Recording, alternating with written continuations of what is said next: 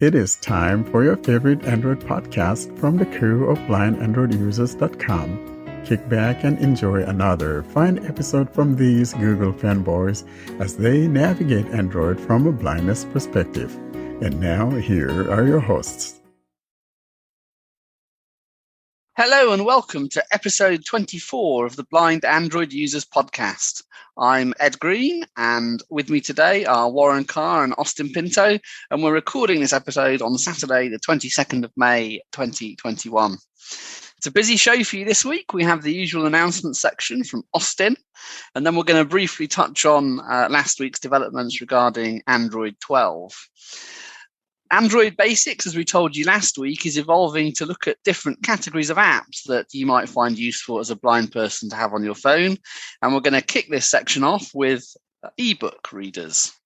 On the In Focus section this week, we have part 2 of my demonstration of Clubhouse, in which I invite some willing victims into the Blind Android Users Club. I created a room and we have some fun there manipulating people in rooms. And finally, we have the My Android Journey section with Sally Kunders. So let's move on to the announcement section. What's going on, Austin? So this week in the announcements also, we have a very busy list of announcements.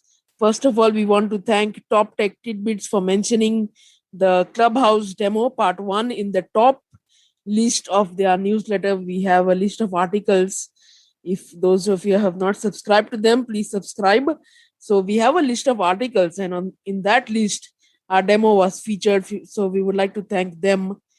The next announcement is we have crossed we are touching 8,000 plays. We've got like over 1,000 plays from last week. So that was really wonderful.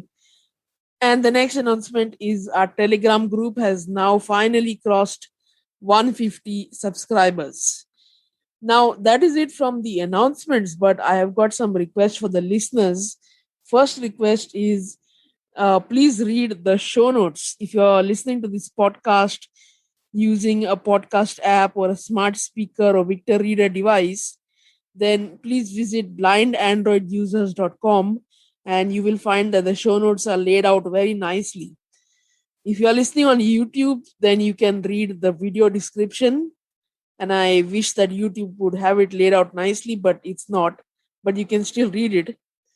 The next request is, apart from subscribing to our YouTube channel and sharing the videos and link of the channel to your friends, also click on the notifications button, because now what is going to happen is we are going to start uploading some extra content to YouTube, which may or may not make it to the podcast. So if you hit the notification, then you can get uploaded. So if you hit the notifications, you will get alerted whenever we upload a new content and you can watch it, because it does not look too nice to promote every video we upload on the group. So that is it from the long list of announcements. Now, there is another technology, and this leads to what Warren has found out in Android 12 and what are the bugs, what is new, some comments of Google I/O. But before we discuss that, there is a new thing that I came across this week. If you have any non-Pixel phone and if you unlock your bootloader, now if you have a Samsung phone, it is impossible to do or difficult to do. But if you unlock the bootloader, after you unlock the bootloader and maybe set up your device or skip the setup, whatever you want to do, you go to the About phone and tap 7 times on the build number, and this will enable developer options. Then you go to developer options and you will find something called DFU loader. You click on this DFU loader and it will give you 2 options. One is GSI without GMS. GMS is Google Mobile Services, and the other one is GSI plus GMS. So you select the GSI plus GMS, it will download the system image, and for some odd reason, it starts downloading from 54%. I don't know why it does that. And then it will tell you that dynamic system is ready to use. Restart your phone to use dynamic system. You restart your phone and do not do any modifications to this system now because it is temporary. So you can now try out Android 12 without any modification to a phone running Android 11. And if you find any problem after you switch to Android 12, all you need to do to go back to Android 11 is just restart your phone and you will go back to Android 11. So you won't lose any data. If you want written guide, the guide is on a website and the link will be in the show notes. So that is it from me. I will demo this in episode 26. Can I just ask, Austin, do you need to get Android 12 in the normal way? This GSI plus GSM isn't Android 12 itself, or is it? No, it is Android 12, but there's no normal way. The DFU will download it for you. Oh, okay. Excellent. Yeah. That sounds really easy. And so, Warren, is there anything you want to say about your experiences with Android 12? Anything from Google I.O. last week catch your eye? Google I.O. was monumental. I think this is probably the most important Google I.O. we've seen in years, ever since 2014 when Lollipop dropped, because we had a total different design language. And then we have that Material U. Now, there are things that were promised in Android 12, of course, that are not yet here. Some may drop in our next beta cycle, which is going to be sometime next month. And some may not even be till the final release of Android 12 in the fall. Now, there's something that I noticed, and I'm not sure that if this has been there, but there's a way now that if you don't want to swipe down with two fingers from the top to pull down the notifications, you can actually swipe down with two fingers from the very bottom edge of your phone, just like below the dock area, and you can swipe down with two fingers there and open up the notification as well. So I think that is really neat. So you don't have to go all the way to the top. I like that. So we got two different ways of opening up notifications in Android 12 beta. Now, the way you find this is by going to System Settings. So I am here in my phone. Settings, Gestures, and List. And you go to System Settings, then you go to Gestures. Settings, Gestures, out of list. And then there's something here that says Notifications by default is off. Pause music, skip songs, /skip to the next, silence interruption, handheld gestures, active edge, on. Swipe for notification. Quickly open camera, on. Swipe for notifications, on. Swipe for notifications, on. If you tap here. Settings, swipe for notifications. Swipe down on the bottom edge of the screen to show your notifications. You can't use one-handed mode. When this feature is turned on, switch, on, and list. So in other words, what this is saying is that you can turn this on, and so there's an on-off toggle near the top. At the bottom here, where the dialog is, that you can turn on. And what is saying that you can swipe from the bottom of your phone with the two fingers and open up notification shade. But if you have one-handed mode enabled, it's not going to work. So I have turned mine on. So that's one thing that I found to be good. Now, the next thing that I want to talk about quickly here before we move on is that part that I talked about during our special episode last week, and that is using the power button for the assistant. Now, what happens is that if you enable that feature, basically allowing the power button to be used as the trigger for the assistant, what would happen is that when you hold down that power button, for instance, if you want to turn off your phone or restart your phone, you're not going to have the menu for the power off and restart or emergency type of thing. There are a couple ways of mitigating that, or how to go about bringing that to work for you. The first one is you have to actually hold down that power button down for about 10, 11 seconds, and that will restart the phone. It's not going to bring that power menu like the restart, power off, or the emergency. Instead, it restarts. So think of it like what Samsung has if you haven't changed your behavior using the power button, because on Samsung, you do that, it's going to activate Bixby. So that's what Google has done. But I think they're going to change it to where you're going to find that menu in the quick settings.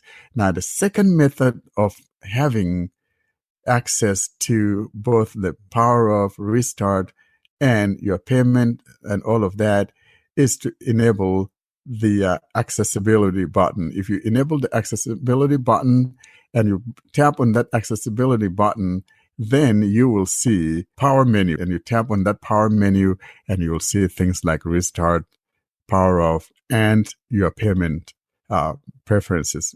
That is the card that you want to use for your default, for your payment in stores and anywhere else that you use Google Pay. So that's what I want to say about Android 12. And then last but not the least is the fact that the two-finger gesture, swiping from the bottom upwards to go home, navigate home, is not working reliably. Most of the time when you do that, it instead brings up the recent apps, and you have to swipe again to go home. Now, I tried something else by going into the system settings, then going into system, then navigation. And there in the navigation, there's a settings in there. So I adjusted the left-right swipes to go back. And by default, they are at 50%. But when you put them at 100%, then the swipe up from the bottom to go home works reliably. However, for some odd reason, after a few minutes or so, it returns back to 50% there where I have made that change.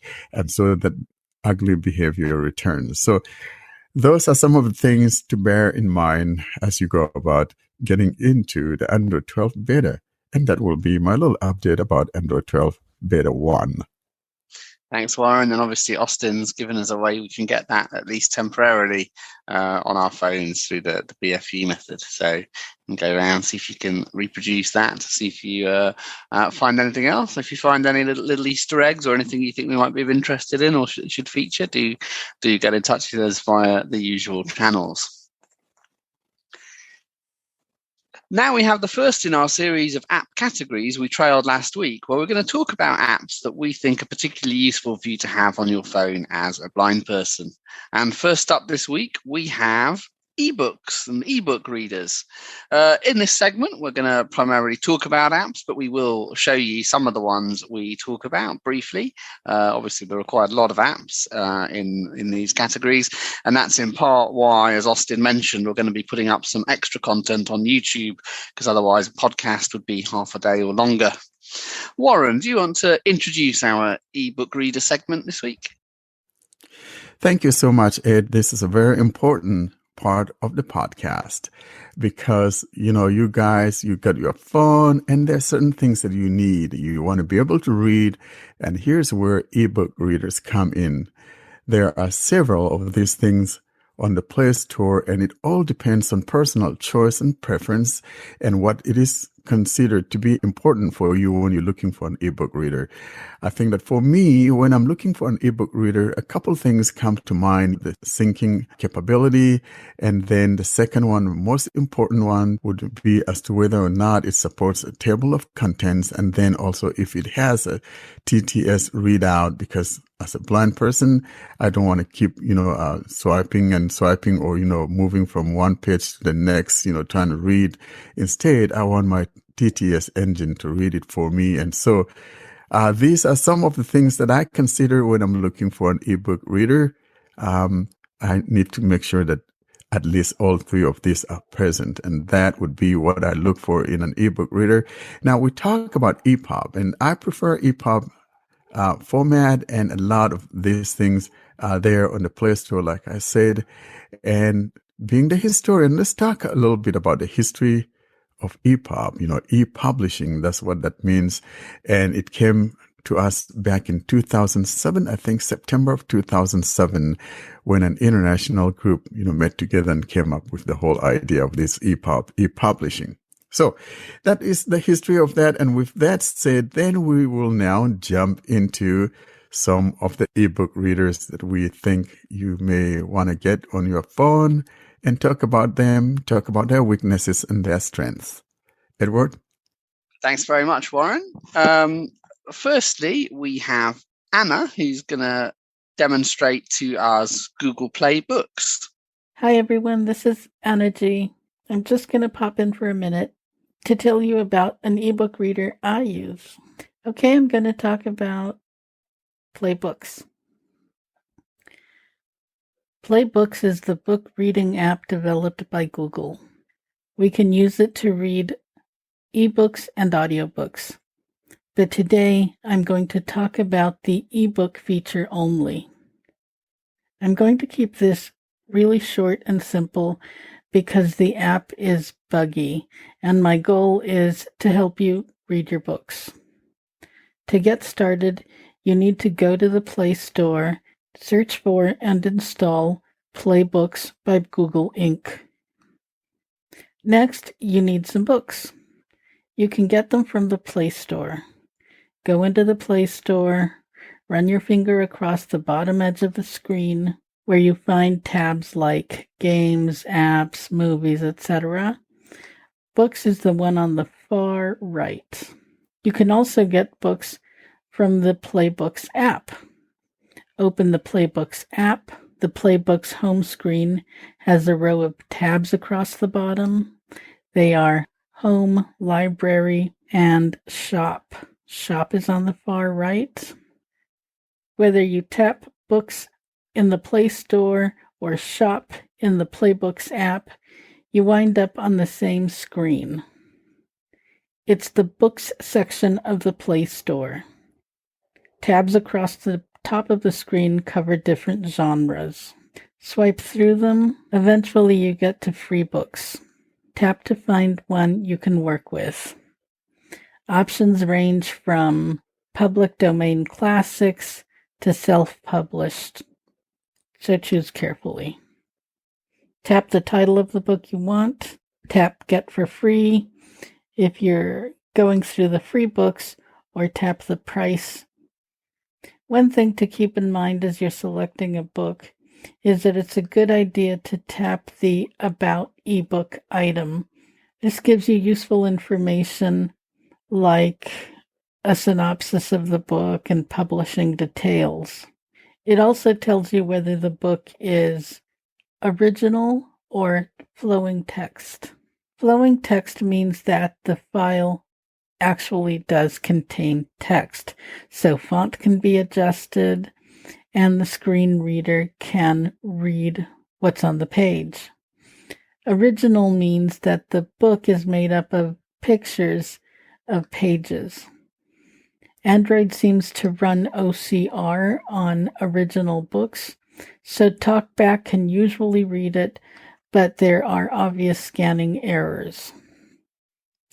Okay, let's set up the book. Open the Playbooks app. You're on the home screen. The top half of the screen has any books you're currently reading. The bottom half of the screen has ads for books you might want to read. Across the bottom are the Home, Library, and Shop tabs we mentioned earlier. Tap Library to find your book. Beside each title is an Options button. Tap it to download your book onto your device. Now we're finally ready to read. Once your book is downloaded, you can open it by tapping the title on the Playbooks home screen. Double tapping in the general center of the screen with the book open toggles between skim mode and reading mode. Reading mode shows a picture of the page with a progress bar at the bottom. Skim mode has some controls so you can move through the book. Across the top are icons for exiting the book, checking out display settings, and more options. Across the middle are previous page, open current page, and next page. And across the bottom are go to table of contents, go to bookmarks if you have any, a progress bar, and an icon that tells you what page you're on. To read a book, double tap the general center of the screen so that you're in reading mode. Then touch the area at the bottom, right above the progress bar, or at the top, right below the notification bar. Finding the right area is tricky, but once you get the hang of it, you don't miss. To go to the next or previous page, swipe left or right with 2 fingers, as if you were turning the page on a physical book.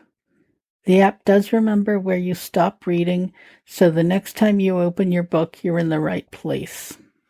There's obviously a lot more to this app, but this is enough to get you started.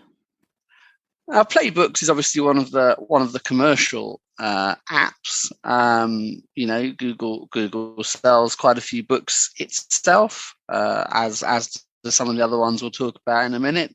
Warren, do you use Google Playbooks much? I used Google Playbooks, and for a while, I was kind of a little bit angry with Playbooks. I'm sorry. I mean, I'm a total Google fanboy. Certain things that I don't like. And so for a while, I wasn't buying so many things on the Playbooks because some things that we've been asking Google to do and they didn't do it. I wanted to be able to, set a different TTS to use with my Playbooks as to using my system-wide TTS engine. Now, of course, of recent, Google has introduced the ability, the capability to use their own voices, high-quality voices that are online voices. So we could have access to that. So I'm kind of beginning to love Playbooks again. And so I use Playbooks, and I find that, there are a lot of nice books on there. And last week, I think I bought a couple books on Playbooks. So yeah, I use Playbooks. Excellent. I think we'll stick with commercial offerings, and we can't really have a discussion about ebook readers, I don't think, without talking about Amazon Kindle. It is the king of ebook readers. It is. Right? The Kindle, if you will. We could put a G in it, couldn't we? Yeah, you have various options. I mean, I'm going to show the app very, very briefly. It could be a podcast in its own right. You have books you can buy. If you're an Amazon Prime member, you get books available to borrow with Prime. One money-saving tip, we're straying into audiobooks a little bit, but sometimes you can buy an audio narration significantly cheaper with Kindle than you can with Audible. So it may work out to be quite a lot less, even with the Kindle purchase as well, than the value of one of your credits if you think how much you pay for Audible a month. So do you have a look at that as a way to at least credit save, if not money save. So all I'm going to do with this is I'm going to go into the Kindle app. We're going to see if we want to buy a book, and we are going to start reading it. I will point out a flaw in the Kindle app as well when we're doing this. So I'm going to find Kindle. Microsoft Swift Maps, row 17, Kindle, row 16. There it is. Double tap to Kindle, search Kindle out of grid. Showing items 1 to 3 or 4. Double tap to activate. Notifications button from your library. So tap to activate. We have tabs at the bottom of the Kindle screen. We have Home tab. Select Home tab. Selected. We out of have list. home. Tab library tab. Most recent book.th export tab. Double tap to activate. And in the middle of your tabs, so you've got home, library, and then before the store tab, you have the most recent book that you got. It's in tab order if you swipe as well. I was exploring. And then finally, you have a more tab in the bottom right-hand corner. I said I'll show you how to buy a book. Obviously, this is Android, so you can do this. You're not forced to pull up a web browser as you might be on other mobile operating systems. So let's go to the store. Store tab. Bookshop. Web edit box. Search in Kindle store. Search in Kindle store. So we'll search in here. You'll have gathered or you will gather later on in this episode that I am a football fan. I think I've probably mentioned it before. So I'm going to see if Kindle has any books on my favourite team, which is Huddersfield Town, a sort of second tier football team in the UK. Let's see what it has.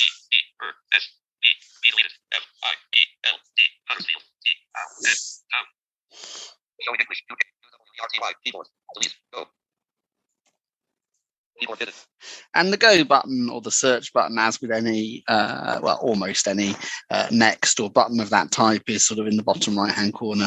Unless you have a navigation bar, then obviously it's slightly above. So let's see what we have. Navigate up. Kindle Store. Notifications. Search page. Web Huddersfield Town. Edit box. Search and Kindle. 29 titles and Kindle content. Print new. Link. Filter. Link. Huddersfield Town. Champions of England 1923-24, 1924-25, and 1925-26 by Jim Brown. Link. Double tap to activate. So they weren't always second tier. They were champions of England almost 100 years ago. So I'm going to have a look at this. Huddersfield Town. Champions of England 1923. Navigate up. Kindle Store. Notification. Huddersfield Town. Champions of England 1923. And we're essentially in a web view now. So I'm going to just find out how much it is. Then I'm going to navigate by heading to see if we can't find ourselves a description. Links. Controls. I now. Button. I now. £4.99. Oh, £4.99. That's quite expensive. Let's see if it's any good. Headings. Swipe up. Buy options. Heading 2. About the Kindle edition. Heading 2. Link. 214 pages worldwide. Enable screen reader. Supported advanced typesetting. Enable page flip. Enable link. Bullet. Link. 214 pages. Bullet. Worldwide. Enabled. Bullet. Screen reader. Supported. Bullet. Advanced typesetting. Enabled. Bullet. Page flip. Enabled. Description. Heading 3. Does the CR huge range of football books? Click on Kindle Store and search for Desert Island Sport. In the 1920s, Huddersfield Town were the premier club in England. During that decade, they became the first club to win the league championship 3 times in a row. The story of Huddersfield's success is a footballing fairy tale, for just before they won their first championship, they had been on the brink of extinction. The men who saved the club then had the foresight to employ Herbert Chapman as their manager. In an unprecedented rate with tradition, they then gave them a free hand with team matters. They were product details. Heading 3. So that's the description. Lines. I might buy this book. Controls. Download sample. Button. I now. Button. I now. Buy now. Thank you. Web 2. And it's bought it. It was that hard. There you go. I've obviously got one click set up on my Amazon account. So if I now go to my library. Library tab. Library tab. Huddersfield Town. Champions of England 1923-24, 1924-25. There it is. 25-26. Round. Jim. Book not downloaded. Row 1. Column 1. Book not downloaded. Let's download that then. Champions of England 1923-24, 1924-25, and 1925-26. Round. Jim. 36%. Download complete. Huddersfield Town. Champions of England 1923-24, 1924-25, and 1925-26. Desert Island Football Histories. Round. Jim. Successfully downloaded. The Devil's Shadow. Edward. Huddersfield Town. Swipe right and double tap to start continuous reading. Double tap for menu. Double tap and hold to select text. Kindle. Start continuous reading. Double tap to start text to speech. Out of print. Double tap to activate. So I didn't actually swipe right. It did it all by itself and highlighted the text to speech button for me anyway. So that instruction was erroneous. I am going to start continuous reading. Authors know only 4 teams have won the hat-trick of league. Start continuous reading. Double tap. The word on the wall is written in the format in the 1920s. Clubs like Huddersfield dominated the English game and probably the world scene and taken a chance. Several excellent books have been written about Huddersfield Town, but none spoke the glorious 3-year championship period in the So this is going to be much faster than you want, but you can hear it's reading the book, which is the main thing. I'm now, though, going to lock the screen. John Martin James, Michael Football Legend, 1988, Steven Herbert Chapman, Football Emperor, 1981, Higgins Reading, The World History of Football England, 1995, I Don't Taylor and War, Simon English's Football Grounds of Britain, 1996, and Football of the And I think eventually, if I'm not wrong, Warren, it will stop reading, won't it? Now I've locked the screen in the Kindle app. It will stop reading when it gets to the end of that page. Yeah, which is annoying because it does mean that you do have to have your screen unlocked when you are reading a Kindle book, which is a slight, I think, flaw because obviously you might knock it if it's in your pocket or something. But the Kindle app, as you can see, buying a book is painless. I hadn't quite appreciated, well, I had appreciated, I'd overlooked the fact that the speech would be at a different level to that of the screen reader. But it doesn't really matter. We're not here to read the book. We're here to show you how you read the book. So what actually happened, it told me to swipe right to start continuous reading. It then said continuous reading was highlighted and there was nothing to the right of it. When I double tapped, though, I then did have to swipe right to go and find continuous reading. So there was an extra double tap that I apparently had to do. This Kindle is still going. Yeah, as soon as it finishes that page, it should be able to stop. Now, the thing it's that turned a page. It's not stopping. Yeah. Now there are certain, if it's an older book, they don't have that limitation on older books for some reason. That'll be why. New modern books, for some reason, will not let you read with the screen shut off. And so that is one of those things that I wish Amazon will fix because it's a pain. If you're a blind person, I am not looking at the screen, so there's absolutely no reason for me to keep my godforsaken screen on, wasting my battery. I like to shut off my screen and simply listen to my book being read over my headset or whatever method that I want to read that book with. So this is something that we've been hounding Amazon over and asking them to fix, but for some reason they haven't. I can't wait to get one of the accessibility people on here so that we will kind of give them a little bit of a grief. You know what I mean? Yeah, I think we should do that. And it must be possible because obviously they have screenless Android devices, don't they? Like the Polaris where the Kindle app works. So it can't be entirely screen dependent. So there must be a way for them to do it. Yeah. And then one thing I want to add about, the Kindle before we move away from the Kindle is that if you want to change your voice, like for instance, if you don't want to use your main TTS reader, is then what you want to do, first of all, is to change your TTS, your main TTS engine. For instance, if I were using Eloquence as my main TTS engine, and I would like to be able to use either Vocalizer or Acapella for my Amazon reading, then prior to opening that Amazon Kindle app, what you want to do is go switch your TTS to either the Acapella or the Vocalizer TTS, then go open a book in Amazon and let it start reading with that Acapella or Vocalizer TTS. And then you can go switch back to Eloquence TTS, and whenever you open a book, it's going to be reading it with either the Acapella or the Vocalizer TTS, depending on which one you chose. Now, the only drawback is that when you restart the phone, then of course it's going to revert back to your main driving TTS, and you'll have to go through that same process again in order to have that thing that you had earlier.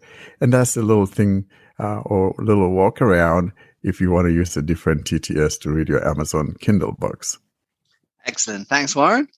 And I think you're going to demonstrate a reader for us now, are you? Is it the Moon ebook reader? The Moon. Yeah. The Moon. So the Moon reader, I am going to go into my ebook folder and find the Moon Reader Pro. Now you have a regular Moon Reader, and then if you buy the Pro, of course, what that does, it removes those pesky ads and things like that, and that's about the difference that there is between the regular Moon Reader and the Moon Reader Pro. Folder, missed, 4 more items. Folder, ebook readers, Kindle, folder opened, EasyReader, Moon Plus Reader Pro. Moon Plus Reader Pro. Scroll view 01. Now here I am in my Moon Reader. I actually had a book that I was already reading. I think it was Frankenstein, by Mary Shelley, back in the 1700s or, something like that. It doesn't let you see that the text is there, but the text is not exposed to our screen reader like what you would have on a Kindle. And as a result of that, you will need to use the TTS function to read the book. And just like I described earlier about changing the TTS engines for the Kindle, if you want to use a different one, you'll have to do that same process I was talking about when it comes to reading the Kindle with a different TTS engine apart from your main TTS engine. The same thing applies here with the Moon Reader. Okay, so I am in Moon Reader now, and I want to show the quick overview of what it looks like. So on the top left corner, Moon Plus Reader Pro button. That is like the navigation drawer. If I tap here, Menu. Then we have things like Recent list, recent list, my shelf, my files, net library. And I want to talk about this net library, but let's finish going through the items in here. Bookmarks, options, about. Okay. Options. Now, bookmarks, net library. Net libraries, for those of you, if you like classics, this is where you can find classic books to read for free. So I'm going to go in here. And here, Project Gutenberg, the first producer of free ebooks since 1971, enlisted. So here is Project Gutenberg. Overflow 1 button. And then to the left of each is something that says Overflow. If you tap there, then you can go to Project Gutenberg. So for instance, if I tap here, pop-up window, open, enlist. There's open, edit. And so if I tap on open, open, Moon plus Reader Pro. Overflow 1. Button and list. that is opening the Gutenberg project site. Our latest releases. So Random books. Random books. Our latest releases. Our most popular books. I'm going to go to popular books, for example. Sort alphabetically. Showing items 1 to 10 of 27. Pride and Prejudice, Jane Austen. So The Great Gatsby, F. Scott Fitzgerald. let's say I want to get Pride and Prejudice. Pride and Prejudice, Jane Austen. Pride and Prejudice, Austen, Jane. Showing items 1 to 2 of 2. Now, when you tap on a book, you have two versions of that same book. There's one that has images and one without images. So if you're someone who would like your book to have images, then you want to choose the second choice. The first one is always the one without images. So for instance, if I tap on the first one, Net library, out of list. Pride and Prejudice, Austen, Jane. that's the first one. So if I tap here, Moon plus Reader Pro. This edition had all images removed. Title: Pride and Prejudice note. so you see that says it has all images removed. I'm going to go back and click on the second one. Pride and Prejudice, Austen, Jane. Tab. Moon plus Reader Pro. This edition has images. Title: Pride and Prejudice note. Okay. So I'm going to go to the one without the images. Pride and Prejudice, Austen, Jane. Moon plus. This edition had all images removed. Title: Pride and Prejudice note. Now, at the bottom of your phone are two buttons. The one to the left is the download, and then the one to the farther right edge of the phone is the read. And if I touch the read, of course, it's going to say unavailable or something because I haven't downloaded the book. Read button disabled. Is disabled. Now, to the left of that, on the left edge corner, I will have the download. Available formats, EPUB 420 KB.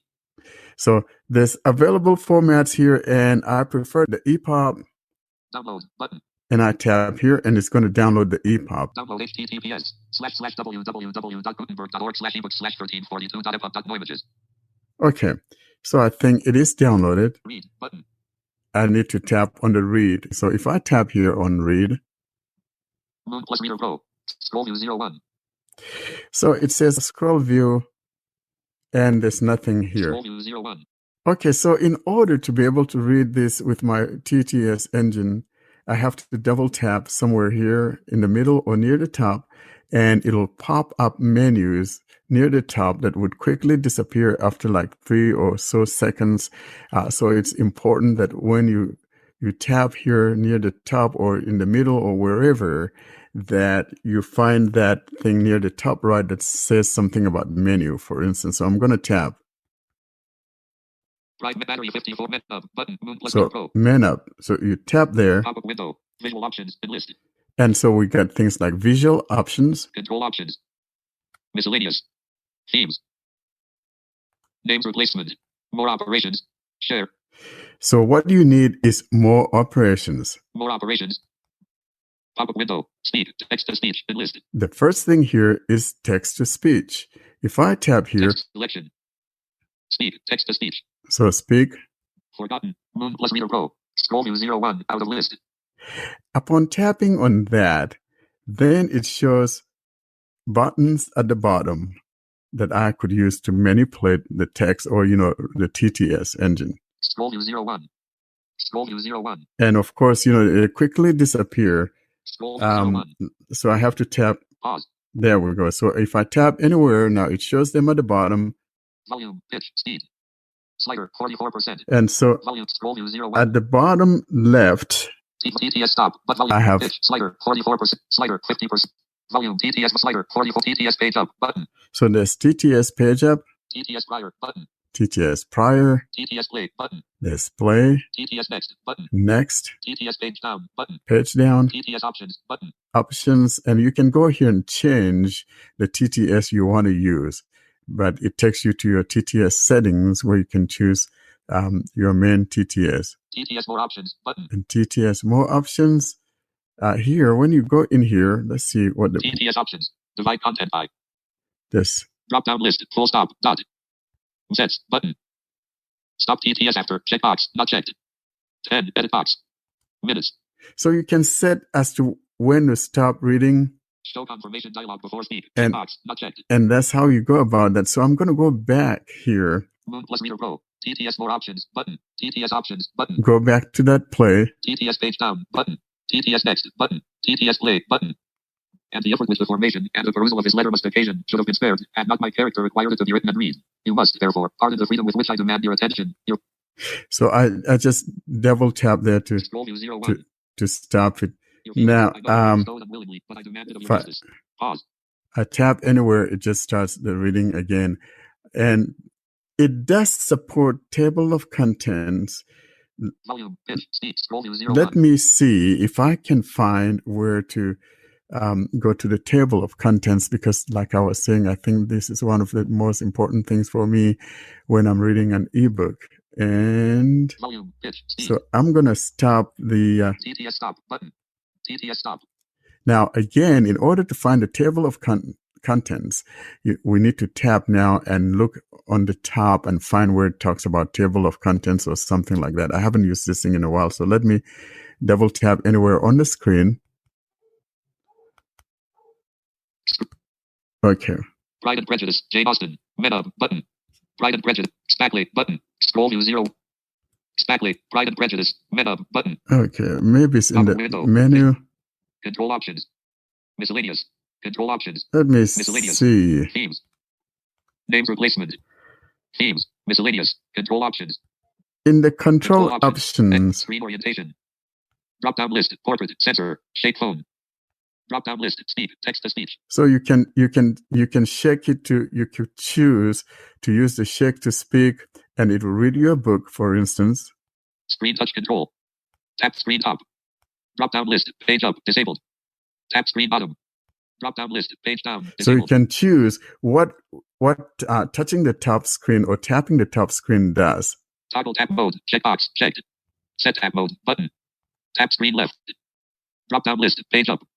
Tap screen right. Drop down list. Page down. Long tap on screen.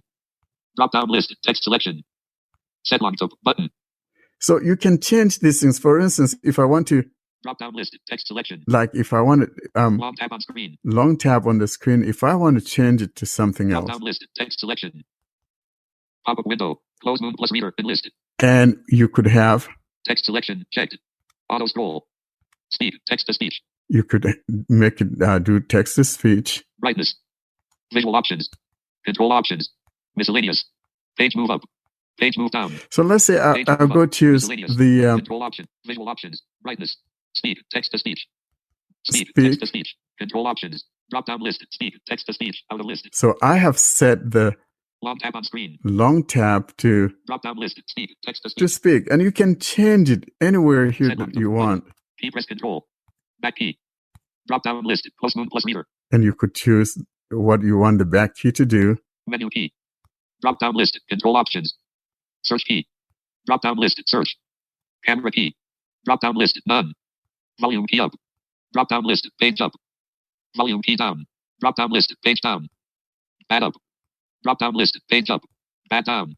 Drop down list. You got the drift here. There's a lot of customization with this ebook reader, but what I wanted to find was the table of contents, because like I said, it is important for me to find that table of contents. So let me look. Scroll view 01. Button unlabeled.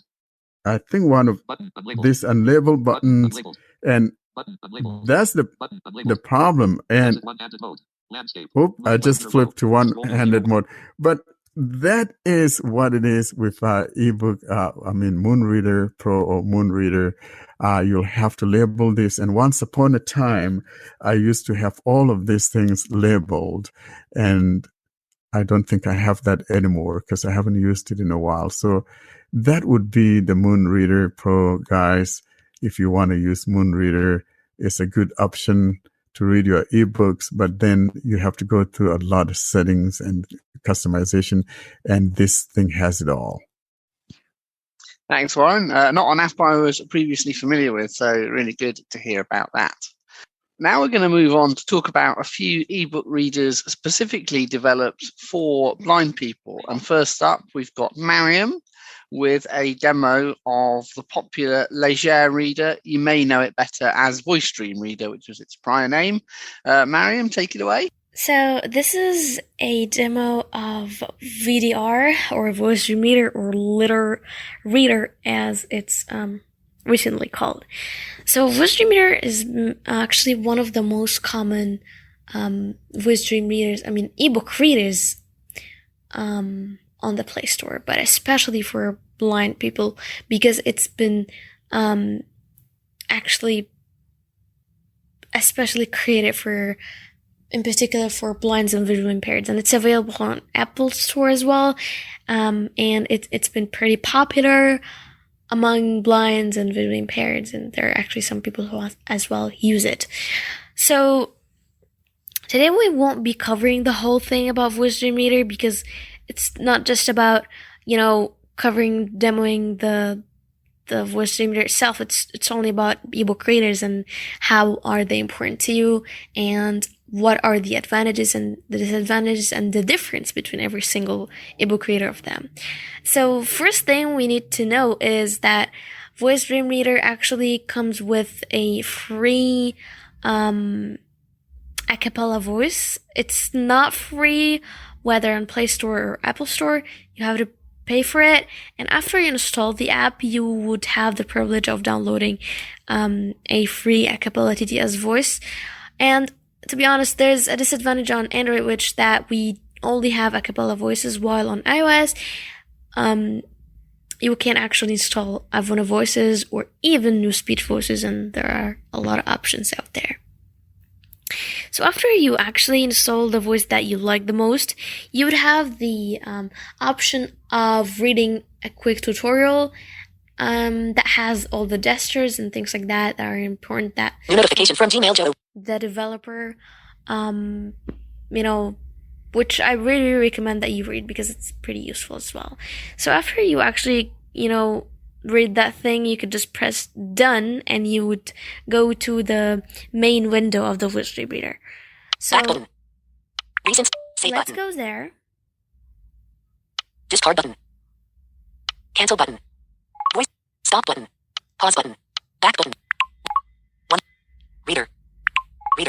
Add document button.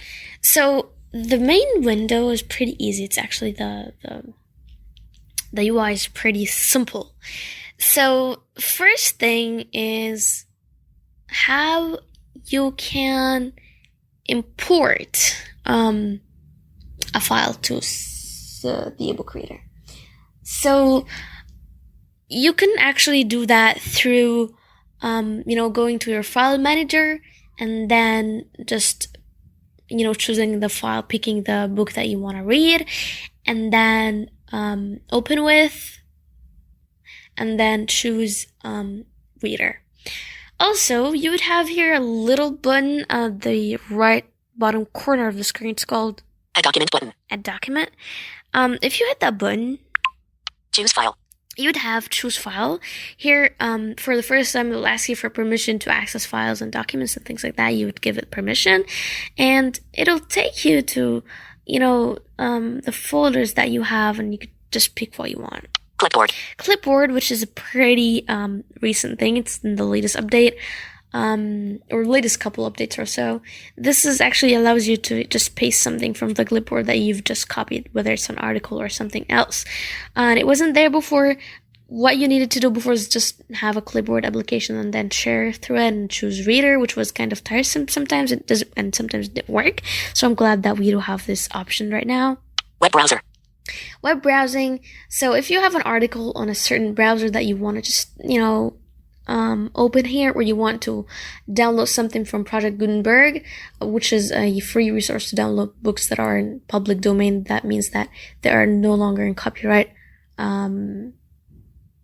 permissions. So you just could download them for free without any problems and legally. You could do that from here. Also, if you have an article on a certain website that or you are in on Google Chrome or something like that, or Firefox or Samsung Internet, you could just share it and choose Voicedream Reader, and it'll just take you here. Also, choose file. if you're logged in through your Bookshare account, and we will know how to do that shortly, you would find Bookshare here, and the UI of downloading books from Bookshare here is pretty amazing. Notification from Twitter. It's pretty easy. It's accessible, and I actually find it, one of the best ways. And when I log into my Bookshare account, I just prefer Voicedream Reader over all the available options out there. So let's look at the main window again and see what we have as well. Back button. Reader. All items. 5/5. Fill down pointing triangle. The first thing is it'll tell you how many books that you have open. I have here 5. Bookshelf view. Bookshelf view, if you want to change the view of the reader, if you want, to show it by folders or anything. Sort, if you want to sort your books by, latest added, or, recently added, recently read, or anything like that. More options button. We have more options. Library search button. More options. Library search button. And library search. Search button. And search. So, till now, I didn't actually discover or find out what's the difference between the library search and the search. But the search would actually, if you read, if you know a certain title, if you have a whole folder important to Voicedream Reader, you could just search through that. More options button. Let's go to more options and see what we have here. Manage my voices. The first thing is called Manage My Voices. So this one, through here, you could choose a certain voice that you want it to be the default. And be aware that there's a difference between choosing a voice here and choosing a voice from, the window of the book that you were going to open. So if you choose a certain voice here as a default, it'll be the default of the whole ebook reader. But if you choose a voice through the book itself, which we will see shortly, it'll just change it for this certain book. So if you open another book, it will just be with the default voice that you've chosen here.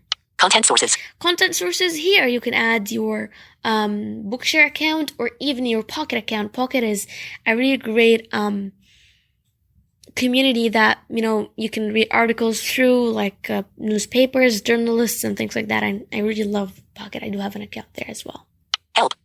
Help, if you want any help. Frequently asked questions. About. Contact us. And contact us if you have any problems. You can just contact the developers through here. Write a review if you want to rate the app on Play Store, and write what you think about it. Manage my voices. And this is pretty much everything notification from WhatsApp Reader. About the more options. Let's go and open a book and see what options we have as well. Back button. Reader.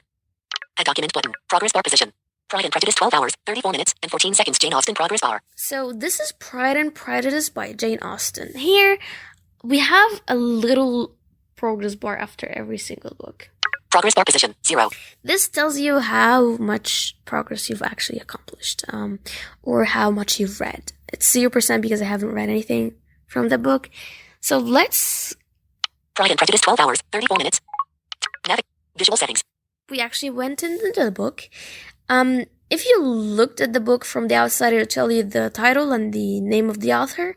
But if you go here, it'll just tell you the title. Pride and Prejudice. Pride and Prejudice. This is the title of the book. We have here Visual settings. Visual settings. Just because VDR is not only designed for blind people, it's also designed for people who are visually impaired, who are partially sighted, and people who have dyslexia. So you can just here adjust the size of the text, the spaces, the font, everything like that. Audio settings. Let's go into here because we would have some important things that you might want to customize. Audio. Navigate up button. Audio. Speech rate. 440 words per minute. It'll first tell you how many words per minute that you choose. So speech rate is 440. Slider position 60. If you adjust this slider, it'll change how many words per minute that you read. So if we go to speech rate is 44,049. 50. 375 words per minute. It'll just tell you yes. It already decreased the number of the words. I read at 60%, which is 440 words per minute most of the times. Speech rate is 440. Speech rate is 440 words per minute. Okay. So, plus the word slider that we do have here, we have decrement speech rate button. Little cool buttons for decreasing and increasing. Increment speech rate button. Those buttons increase and decrease by 1% if you don't want to use, the volume buttons, because they decrease and decrease by 5% if you want to be much more accurate than that. Accessibility content description for document. Accessibility content description for a document. Here we would have None radio button checked. none. First few words radio button unchecked. Full text radio button unchecked. First few words and full text. What does that mean is that you would have if you are reading by a certain voice, it's just reading for you. While it's reading, the text will move through a screen, so you could just touch the screen and read the word by your screen reader as well. And I don't use that. I most of the times use it as none. But if I want to copy something, a certain text or quote from a book, I set it to full text, because it's gonna show me the whole text. But if I first few words radio button unchecked. Those first few words, it just show you first few words of the line or the paragraph. So yeah, I mean, it's totally up to you if you want that. It definitely works pretty well. But be aware that it doesn't work with PDF. It doesn't show you the text on the screen for some reason. Just because sometimes PDF is hard to do that, actually. Full undock. So the docking option here, it has a little bit of a problem, which I just don't understand so far. Pause resume radio button checked. So it tells you that it's going to pause and resume. So once you receive a notification, it's just going to pause and resume after the notification ping stops.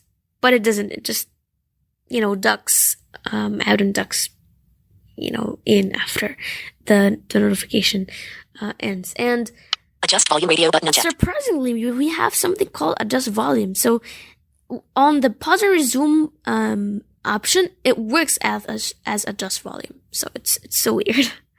And adjust volume radio button unchecked. Skip margins checkbox checked. Skip margins, I don't know what that is. It's still something new feature that I just hadn't actually gotten yet. Force accessibility features on checkbox unchecked. Force accessibility features, if you want that, if you want Voicedream Reader to be just forced, but by every single accessibility setting that you've set on your phone, you can just do that. Pronunciation dictionary button. You have the pronunciation dictionary if you want to, edit a certain word that you think that's pronounced incorrectly. And this actually only works with the voice that you install by Voicedream Reader. And by the way, if you actually install the voice that you've gotten for free, you can buy additional voices premiumly after installing this certain voice that you liked. So it's available as well.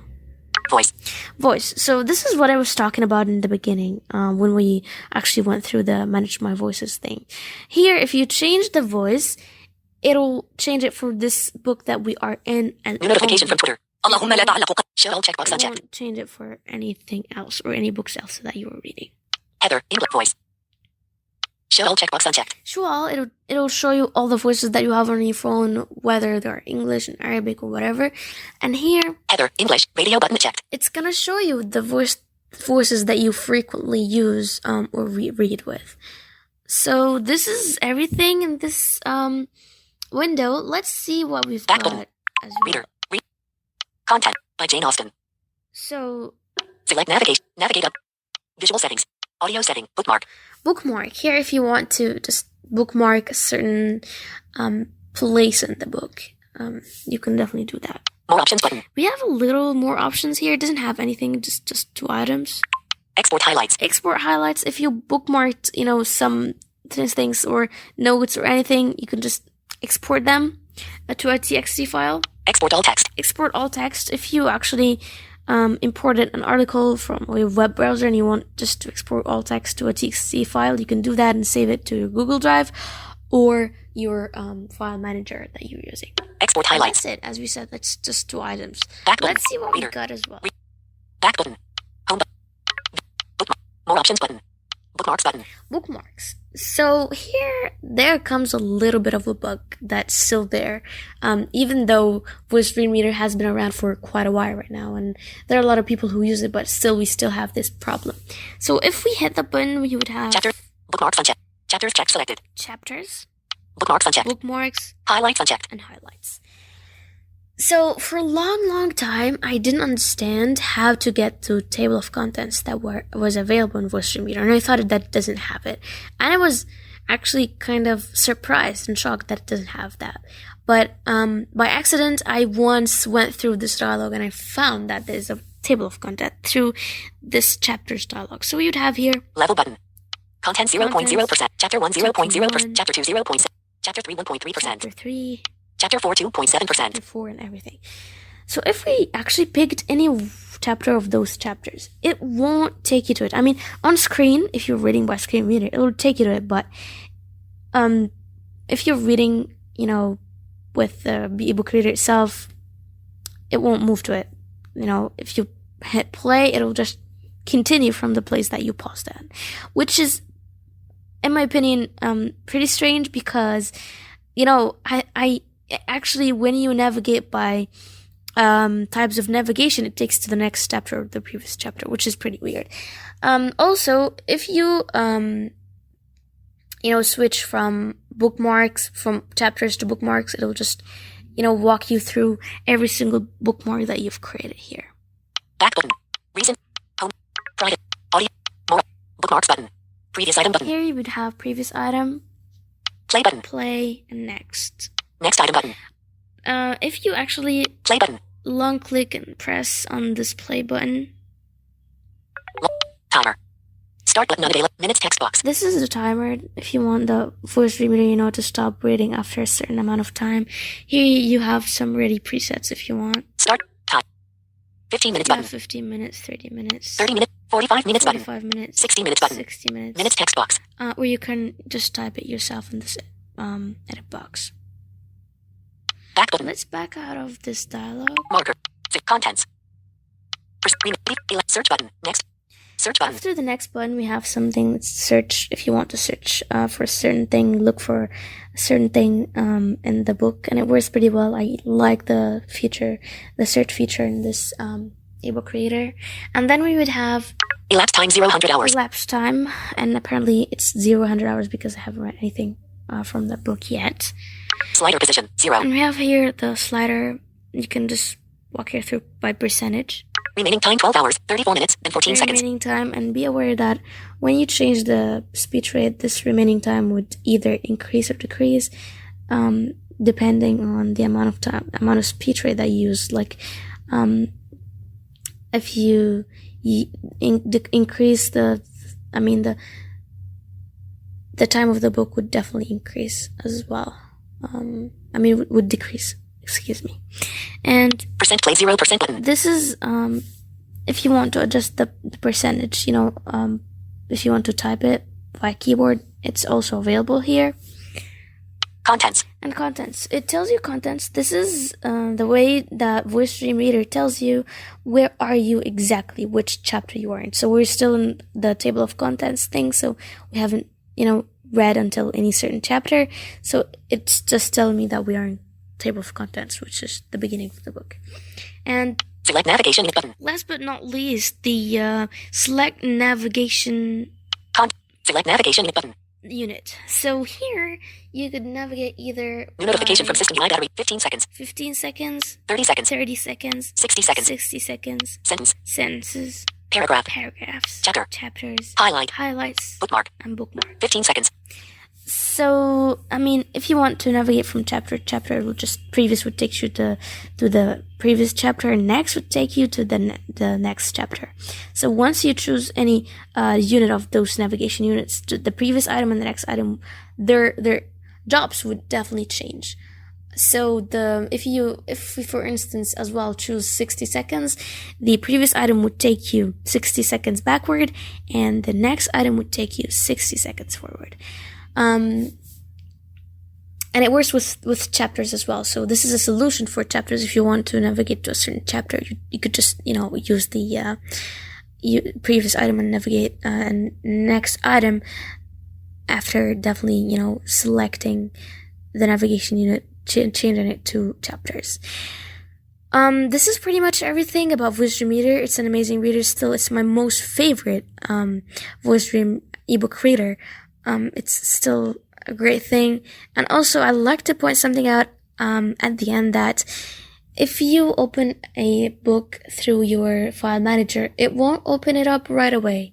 It'll load it to the ebook reader, and you just need to, browse this UI that we actually have just shown you until you find the book. Because first thing, I was kind of used to Aloud Reader, and Aloud Reader actually opens up the book right away.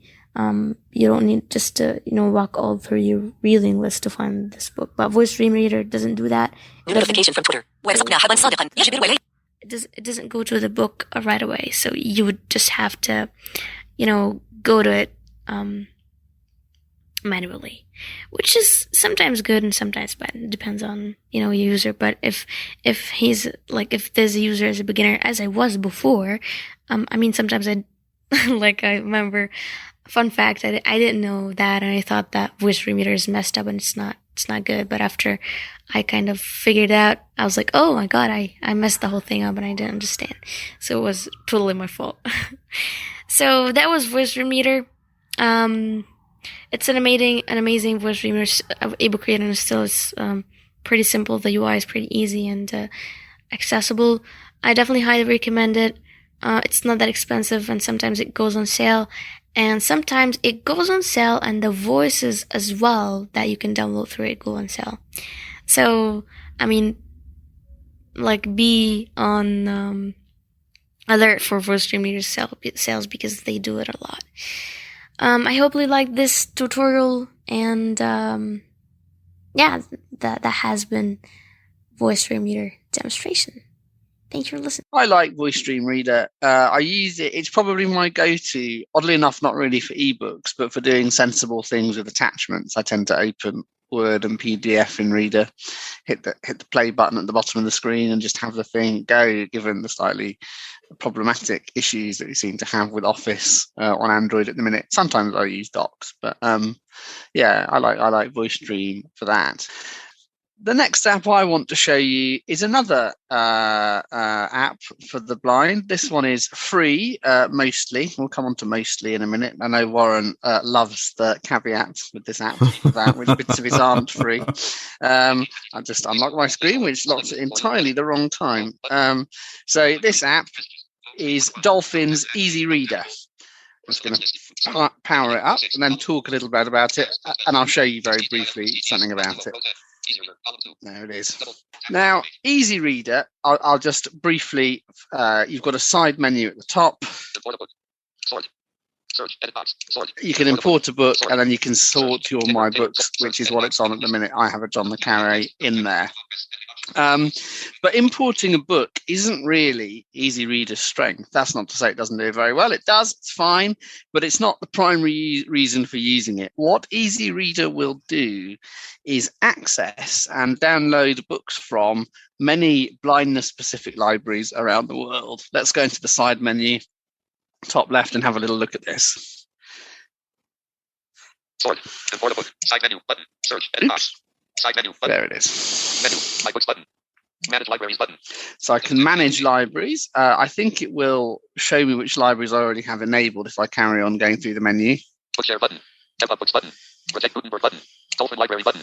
RNIB Reading Services button. Caliber Audio button. My Newspapers button. My Clipboard Text button. About a Note button. My Dolphin Account button. It does. So I've enabled some libraries already. I have 4 in here. Books and newspapers from RNIB, which is our largest blindness organisation. I was going to say Premier then. I decided to change it to largest. Caliber Audio, which is interesting. It's a lesser known library with fewer titles. It's still got over 10,000 though. And I say Caliber's interesting because if your country has signed and ratified the Marrakesh Treaty, which deals with making texts available to blind and partially sighted people, but if your country has signed and ratified, you can join Caliber's download and streaming service in your own right, even though it's a UK library. What Marrakesh, I think, was really meant to do was facilitate libraries sharing things. Caliber have sort of cut this out very sensibly. They offer CDs and memory sticks too. You can't get those internationally, but as I say, if your country has signed and ratified, I think the US, Canada, Australia and New Zealand have, then you can sign up to Caliber Audio pull down the EasyReader app. You don't have to do that. Obviously, you could use their website and fire away to do that. It's audio, so we've strayed slightly off topic. I just mentioned it because it's in my library. I'll get back to ebooks now, but that is something that's available to you. There are other libraries around the world. If I went into Manage Libraries, let's go do that briefly. Let's go into Manage Libraries. Manage Libraries. Side menu button. Bookshare 1 of 30. Tick on switch. Caliber audio 2 of tick. Dolphin Library tick. Ebook books. It's showing the ones I have highlighted at the top. We'll go. Here we go. Bookshare Ireland. Not ticked off. Switch. MCBI Overdrive 8 of 33. Not ticked off. Switch. RNIB Bookshare 9 of not ticked off. Vision Australia 10 of 33. Not ticked off. Anderslisten.be 11 of 33. Not ticked off. Ads for Median 12 of 30. Not ticked off. Ad 3715.ru 13. Not ticked off. A whole bunch of libraries I'm not familiar with. 14 of 33. Not ticked off. Switch. Well, there are 33 of them anyway. I'm not going to flick through all of them, but I think we heard some Australian ones, New Zealand ones, a .ru one, so that must be Russian. So you can access these libraries. I don't know if these are ebooks or audio. EasyReader does both. It's a Daisy app, but really really versatile. And I'll go into Bookshare just to show you how that works. Search. Sort. Subside menu button. Menu. My books button. Manage Libraries, Bookshare button. Waiting for 0% progress bar. Here we are. EasyReader, Bookshare. Side menu button. Log out. Search in all. Edit box. My reading list. 1 of 7. My history. 2 of 7. Latest. 3 of 7. Popular. 4 of 7. ISBN lookup. 5 of 7. Let's see what's popular. I did a search in the Kindle app. You don't need to see me do another search. Latest. Popular. 4 of Bookshare. Bookshare. Out of list. Side menu button. Log out. Show results in pop list. Show results in popular. Search in all. Harry Potter book information. Harry Potter and the Sorcerer's Stone. Harry book information. The Lightning Thief. Percy Jackson and the Olympians #1. Rick book information. Out of My Mind. Sharon Draper. Eva. Book information. Refugee. Alan Kratz. Eva. 6 book information. Harry Potter and the Chamber of Secrets. Harry Potter #2. J.K. Rowling. Eva. 1.01 MD. Book information. The Giver Quartet #1. Lois Lowry. Eva. So all sorts of books here. Let's download this Harry Potter one. J.K. Rowling. Eva. 1.01 MD. Harry Potter and the Chamber of Secrets. Double tapping it should download it. Loading. 0% progress bar. Out of list. Yeah, it's downloaded the book. We now have an open button where download was, and I'm going to do that. Harry Potter and the Chamber of Secrets. Harry Potter #2. EasyReader. Harry Potter and the Chamber of Secrets. Harry Potter #2. Double tap to activate. Play pause button. So in the bottom of the screen now, I have a nice big play pause button. I'm not going to do that. I don't want to, even if it just plays Bookshare's notice. It's obviously good that we're allowed to convert these books accessibly, and even though I don't think it's breaching copyright, we don't really need to take the chance, do we? So I've got to play pause. Overview. 0%. Slider. Navigate next button. And navigate next, which is probably fairly arbitrary. It'll just be whatever the navigation unit is. And then at the top, Bookmark. Text settings. I can bookmark it. Text settings. Now I'm going to show you Warren's favorite feature about this app, audio settings. Let's go see what happens if we try and change our TTS voice, shall we? And I heard that part about that ebook reader. We're about to find out what it is. Now, I should just tell you, I have Acapella, Vocalizer, and a whole bunch of engines already bought on my phone. Purchased. Yes, I bought them. So I'm going to just see what we've got in here. 21%. Slider. 100%. Voice. English. GBR. Voice settings. Button. Add voices. Button. Add voices. Let's see what this is. Add voices. Navigate up. Button. Add voices. Preview voices. American English 1 of 164. Allison 37 MB. Nuance vocalizer embedded 2 of 164. £6.99. £6.99 for a voice I already own. That's a bit naughty. Now you know why I don't like this. So I think this is possibly. Well, I don't know. It might be just because the app's free and they've got to make money somewhere. I wonder if it's an iOS hangover, because obviously you didn't used to be able to share TTS engines on iOS. I don't know if Apple have opened that up at all, but previously, if you had 4 self-voicing apps, then they needed 4 copies of Acapella. You couldn't share Acapella between 4 apps. Now, Apple might have relaxed that. Either way, Dolphin charge. What you have to do if you do want to use a TTS that's different to your system TTS is what you do with Moon Plus Pro, really. You have to go in and change it. So I have to set my system voice to Acapella to be able to use Acapella. I don't think there's a way then to change it back to Eloquence and still have EasyReader use Acapella as there is with Moon Plus Reader Pro, but it will work if you change your system TTS to the one you want to read the book albeit temporarily, you are saved from having to buy that. I must drop Dolphin a line about that to see if they can't change it, or to at least get a rationale as to why it is. As I say, it's a free app. They're a commercial venture, maybe that's why, I don't know. But I shall email them, see if they can't, because it's a really good app. I mean, that's a nice interface. The book downloaded eventually, obviously, despite my slow, or Bookshare's slow internet connection. And the nice thing is, while the options for all the libraries might appear a little different, it's all in a nicely designed app. There's a consistency to it. It works in the same way, broadly speaking. And then, the EPUB, as the Bookshare one is, Daisy for other libraries on there. It just appears. You get your play pause button at the bottom. You can move by navigation. There is a navigation button past settings. What that will show you is it depends on what the publisher's done. Obviously, Dolphin can't intuit a table of contents if there isn't one there. So, sometimes that might be arbitrary, sometimes it might be useful. But you can go and have a play with that. You've got text and audio settings too. So I like it. Despite that TTS annoyance, I think it's really handy to be able to access all your libraries from that place. What I should say, one final point, when you first install it, and I've used it for a long time, you will need to log in using a Dolphin account. So I can't remember if they let you use Google or Facebook. If not, just create a Dolphin account or use Google if you're comfortable doing that. Once you've logged into the Dolphin app, if you then want to add a library like I have with Bookshare and I have with the RNIB ones and Calibre, you will need to log in with each of those libraries. So if you're using a library with the app, there's a minimum of 2 logins. Your Dolphin login, which you do to enable the app to work for you, and then you need to log into each library.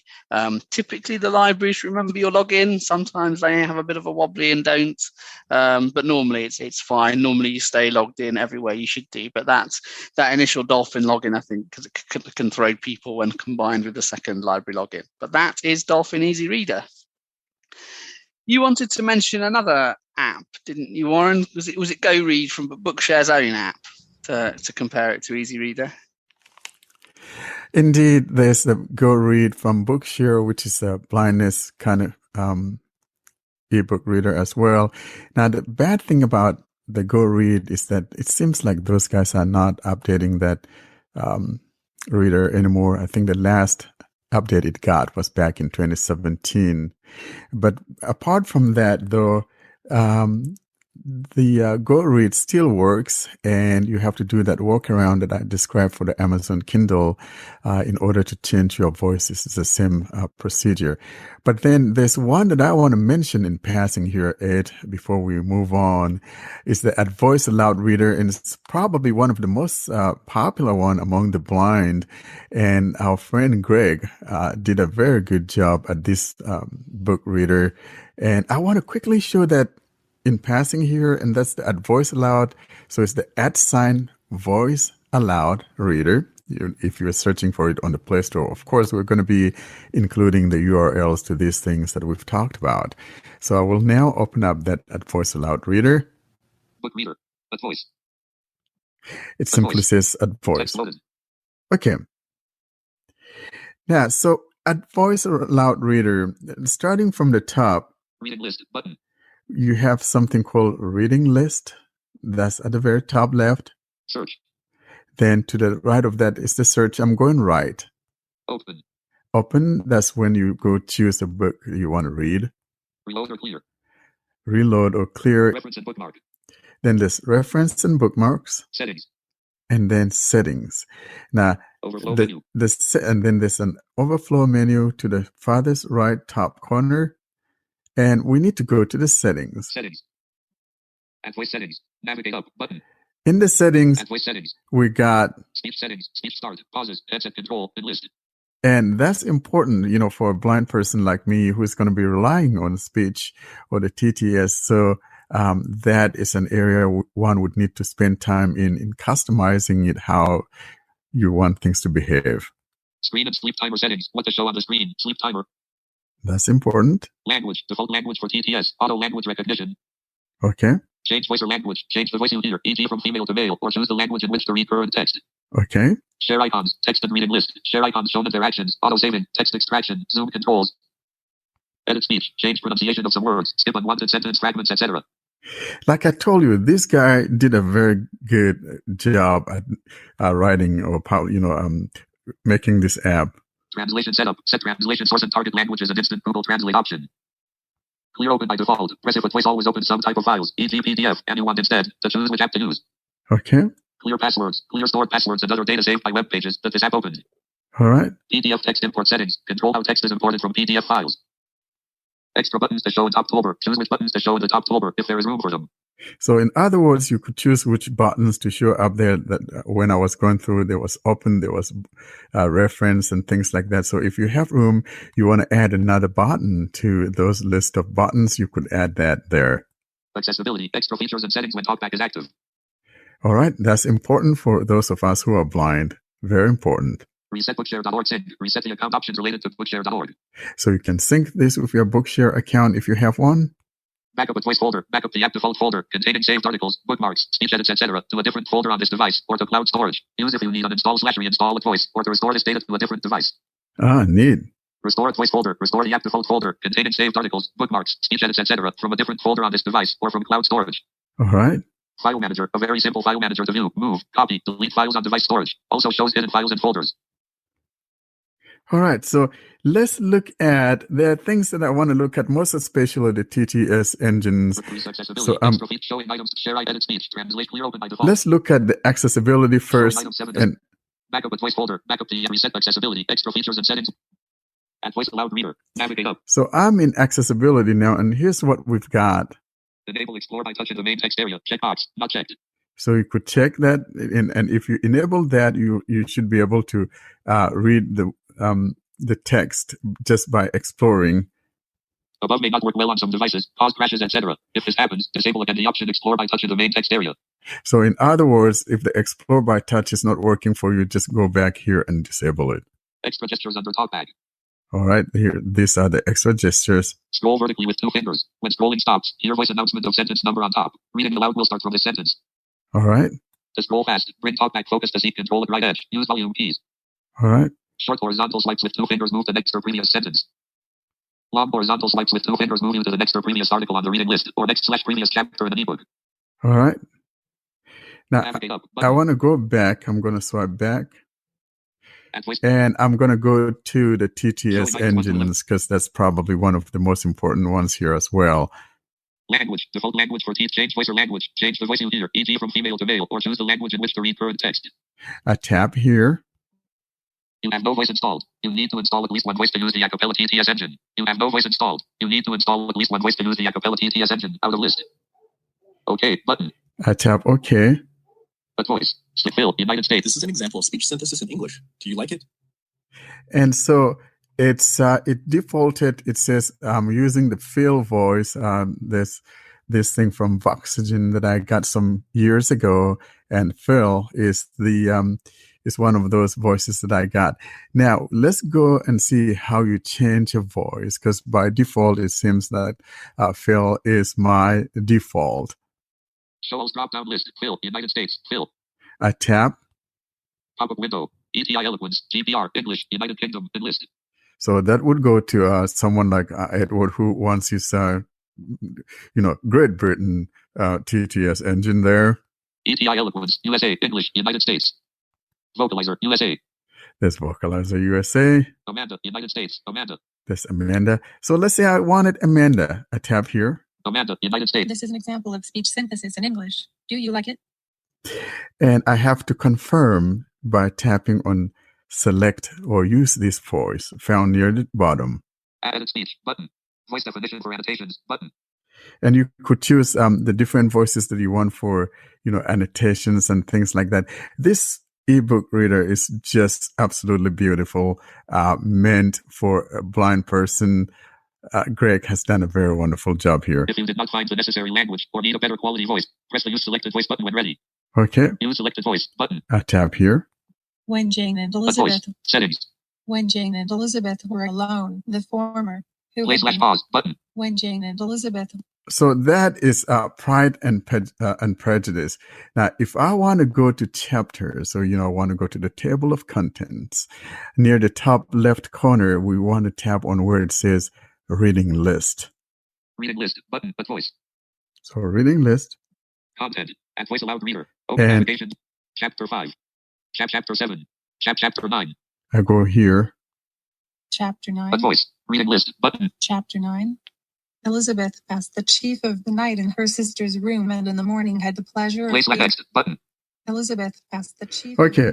In spite of this amendment. And I could go next Play slash pause. or pause it.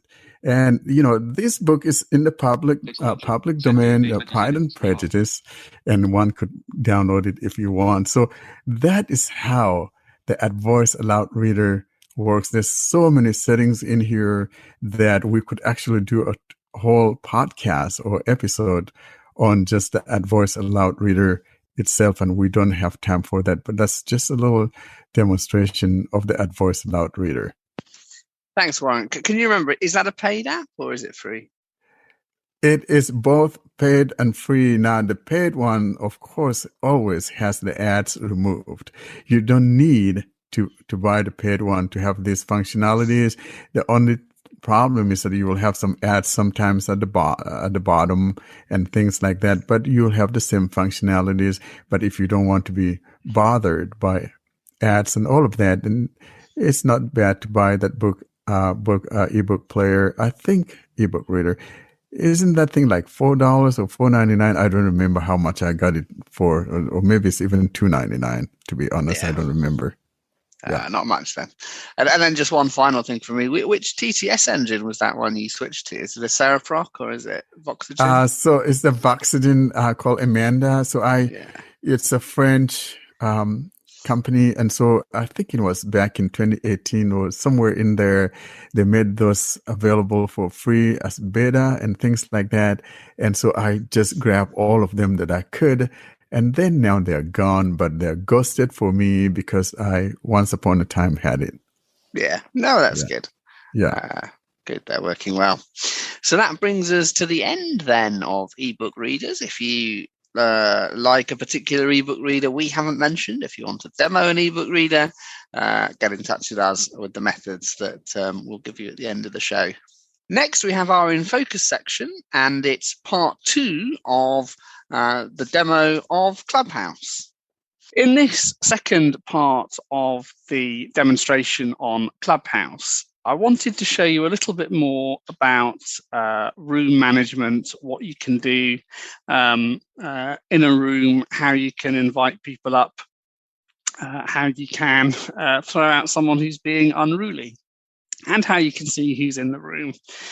I mentioned, I think, in part 1 of this demo that club management still wasn't available on Android by and large. You can't start a club.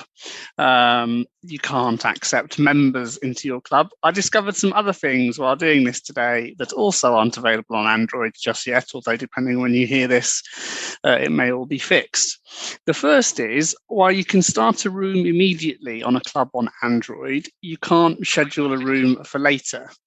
You can schedule a room as long as you don't want it to be in a club. So if it's just going to show up on your followers' hallways, that's fine. But the post to club button, which is available on iOS, is not available yet on Android. So I had to create this on iOS. What I then discovered, though, was when I came to start it on Android, I couldn't. There was no start room button. So I had to go back onto the iPhone, hope that someone else, one of the admins came in. Mariam did, so I made her a moderator and left. If I hadn't have done, it would have either randomly allocated a moderator, or if there'd been no one here, it would have ended the room. Logged back in on the Android side, and because the room was already open and Mariam was in it, I was able to rejoin it. So let's just have a look then at this screen. Your view will be a little bit different to mine because I am the moderator of this room, or one of them. I'm going to start at the top of the screen. Double tap to activate. Double tap and hold the long press. Labels available. Use swipe up then right to view. It's got me, and it's going to go through the list of speakers now. Clubhouse demo. Art. Club. Blind Android users. Options. Button. Room mode. Button. Honeybee club rooms are for club members only, unless open to everyone on Clubhouse. Double tap to activate. So I'm going to go into room mode and see what I can do in here. Area. Row 2. Column 1. Room mode. Button. Honeybee club rooms are for club members only, unless open to everyone on Clubhouse. Submit. Row 3. Column area. Row 2. Double. Room mode. Button. Honeybee club rooms are for club members.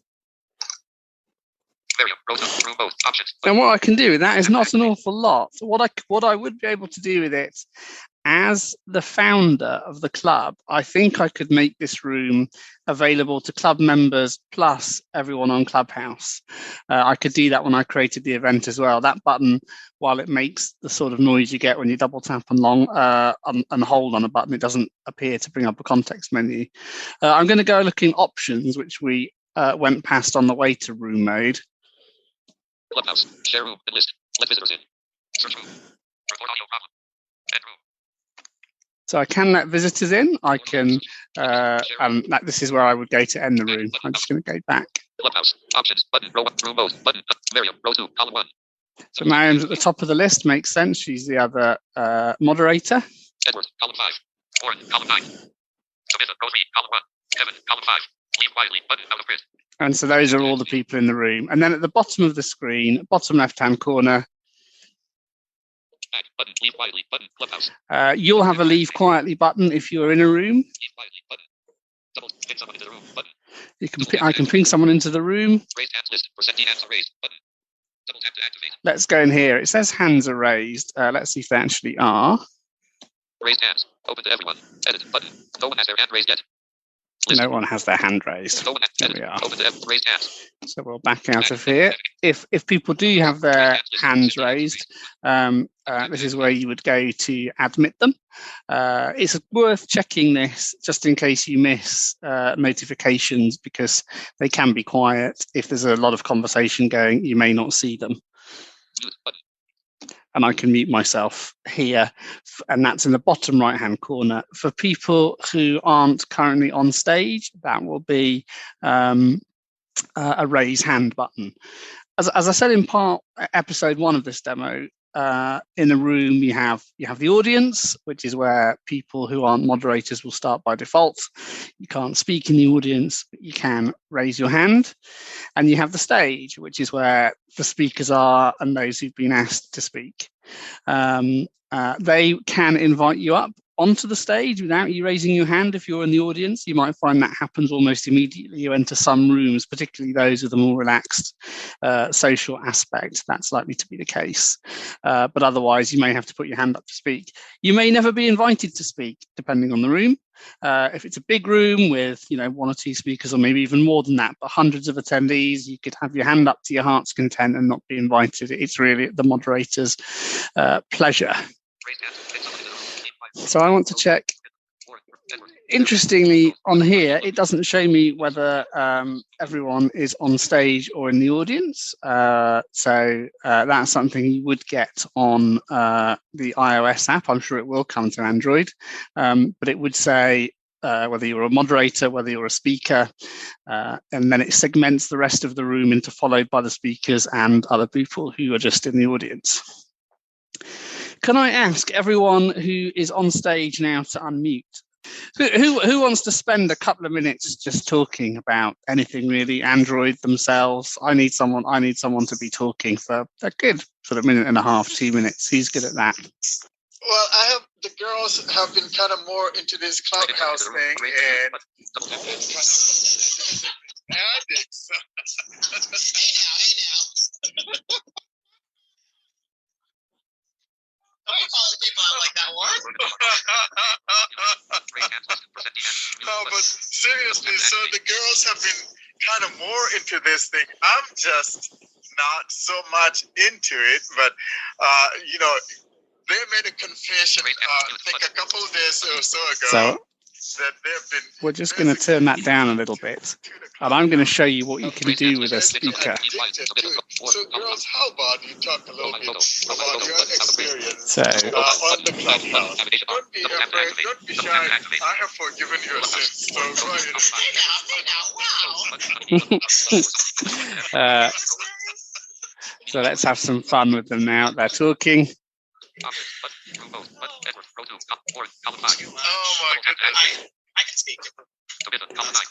So we're in a profile now. I'm going to turn that down a little bit further. I lost my party hat, which I think is also I don't know if you can see it. Clubhouse, I sort of, you follow people and you find interesting things, and then it kind of becomes addicting, and then people start pinging you into places, and you're like, I'm trying to be off the app now. Doesn't happen. So we're in this profile. Like I said, Miriam, I'm forgiving you girls. Your sins are forgiven for being addicted to the Clubhouse. And near the bottom of this screen, we have options. So Ed wants you to talk a little bit about your experience. So Tab was just starting to talk about her experience. And here at the bottom of the screen, we have options. You can start a closed room with someone. You can make a moderator. You can move to audience. Or view through profile. So if someone is being rowdy, this is where you could go. So I'm going to put Tabitha in the audience.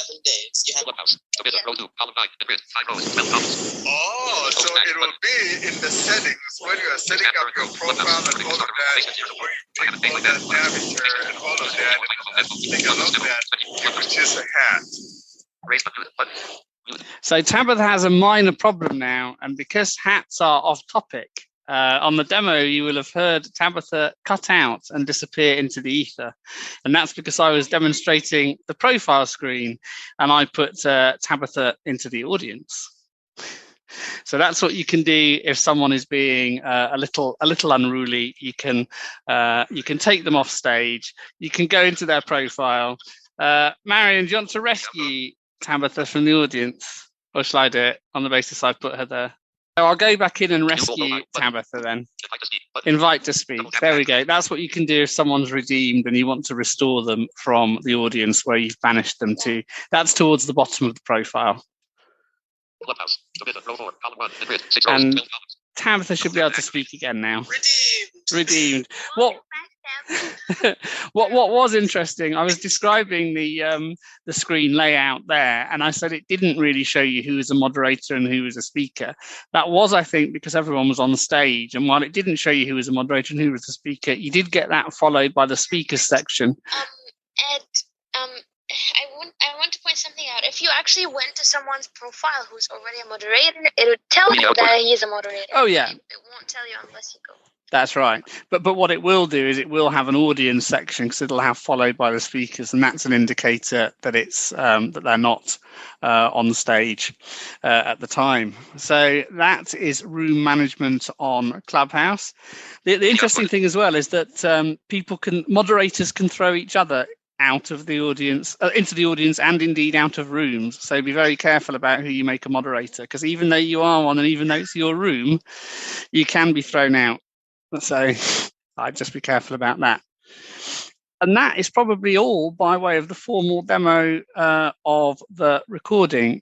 Clubhouse really does seem to be taking off on Android as much as it did on iOS. Our membership is growing as a Blind Android Users Club, and I'm seeing increasing numbers of people on Android. Austin, what do you think of Clubhouse?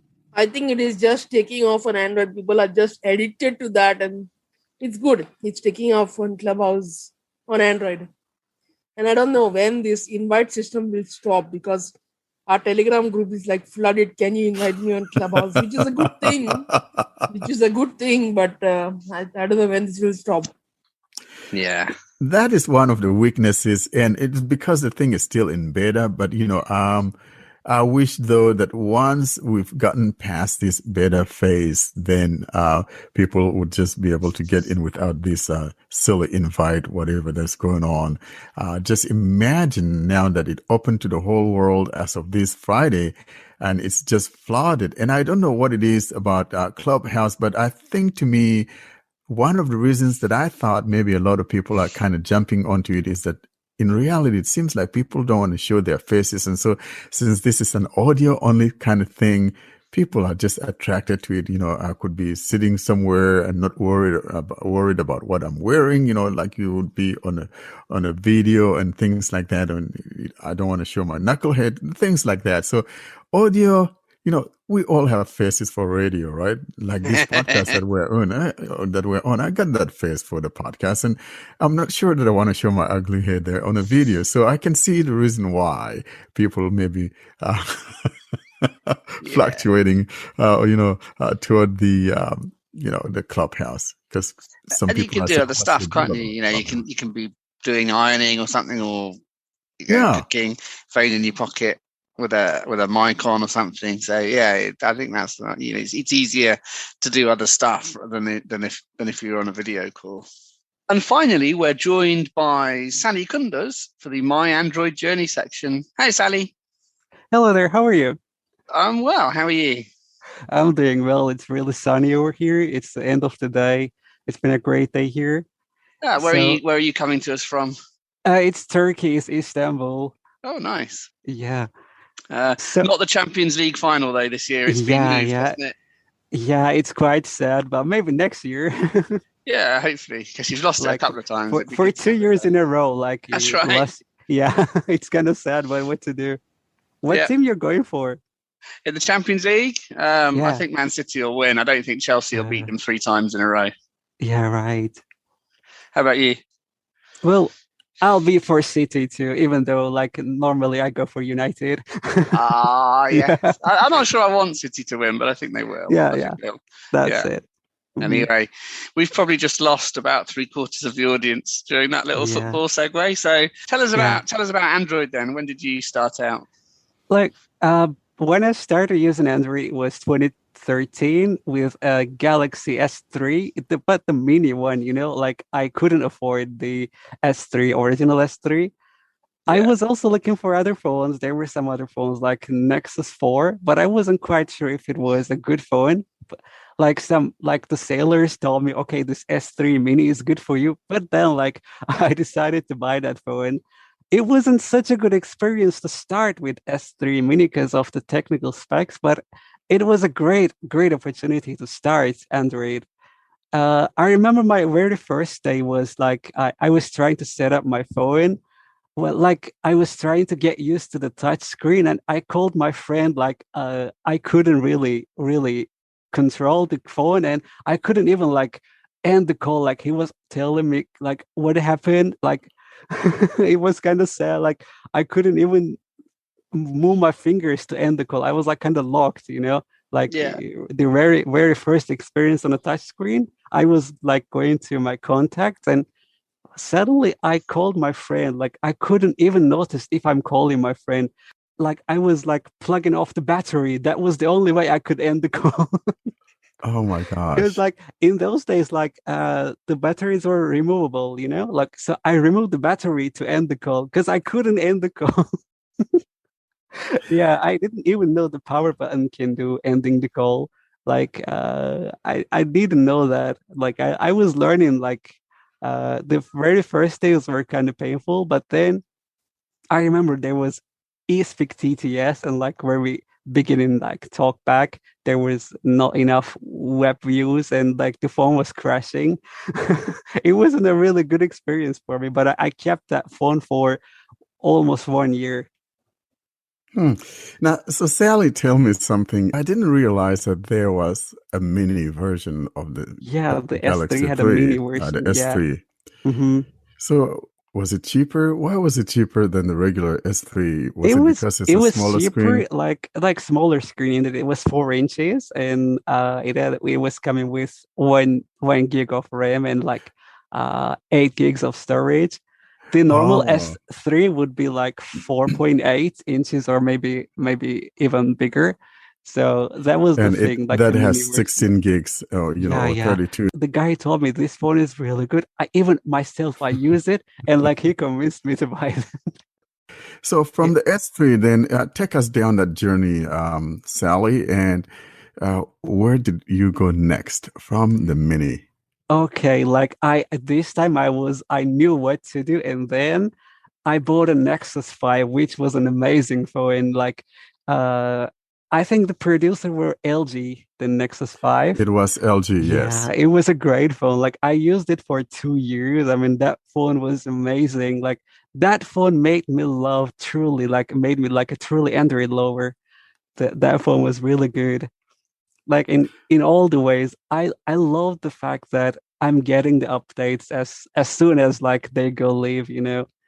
It came with 4.4 like KitKat, and then I was up to 6.1, isn't it? I don't quite remember though. Yeah, I think that the Nexus 5 got up to the Marshmallow. I have it sitting here in my drawer. You but can I check think that. Yeah. that They even still do custom ROMs for that phone, right? Like they still like do some ROMs for Nexus 5. I've they seen still in some do, communities. even the Nexus 4. That's amazing. I have both of them, and but I think officially it was supported up to, I want to say Marshmallow. I'm not positive, but I think that's what it is. But I think it went beyond Lollipop. Yeah, of course. So then I decided to try like a flagship phone, and then I went for G4 from LG because that phone was quite popular back in the days. You know, the leather back cover. Everybody was talking about Has it. a leather back. Yeah. Yeah. And then I went for that phone and I used it for more than 1 year. And you know, I'm honest, I did a mistake after G4 and I tried Apple iPhone to see how the things are going there. It wasn't such a pleasant experience to try iPhone for me. Well, you are forgiven. Remember last week we had to do some forgiveness to. Yeah. I want to we be have to forgive last week? I think it was Carrie. Carrie, wasn't it? Yeah. She had to absolve. We had to absolve her of her sins for demoing her iPhone, whatever it was. 12 or something. So you are forgiven. I didn't know that because I probably would have taken you down to the baptism river. I don't want to start a debate like some people who will listen to that and they will say, no, you're lying, like you're kind of. But what I didn't like about that iPhone SE that I had was it was overheating. Like, you know, when winter is snowing in Turkey, you can use it as a heater, you know. Yeah. It was like overheating too much. So then, well, at least you had an experience with that, which is good. And I came back to Android as soon as I can. So then I bought A2 from Xiaomi, which is also another Android One phone, which gets the updates quick. And that phone was also great. But then my brother was in need of a phone, and then I gave that phone to him. And I bought another Xiaomi. This one was Mi 9T.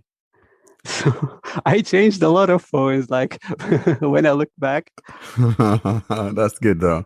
I was like experiencing a lot of different phones from my friends and like my relatives. Like I've seen a lot of models, and recently there are many models coming here in Turkey, like Oppo, Realme, Techno. You know, I was talking in the Telegram group, like after Mi 9T, this is my current phone. It's Mi 10T. Which is another upgrade from Mi 9T. So this phone is looking good, and I got an Android 11. Yeah, that makes me feel like I love Android in all aspects, and I cannot give up on it. Even though I changed my phones, I won't change the OS, you know. Yeah. So take us back to that part where you were struggling with answering calls or, you know, things like that. And at some point, you even had to take out the battery. Thank God we could take off the battery back in those days. That was your salvation right there. Yeah. So that was the only way.